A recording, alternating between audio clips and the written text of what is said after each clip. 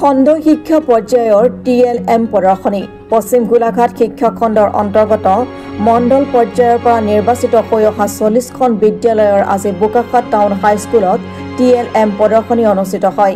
ইয়াৰ পৰৱৰ্তী নিৰ্বাচিত বিদ্যালয়ৰ গোলাঘাট জিলালৈ প্ৰেৰণ কৰা হ'ব।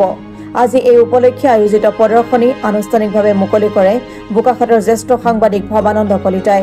খণ্ড সমল ব্যক্তি প্ৰদীপ শৰ্মাই বহলাই ব্যাখ্যা কৰে। খণ্ড প্ৰাথমিক শিক্ষা বিষয়া মুকুল কোঁৱৰ, সহকাৰী পৰিদৰ্শক পাৰ্থজ্যোতি ভূঞা আদি বহু সংখ্যক লোক আছিল।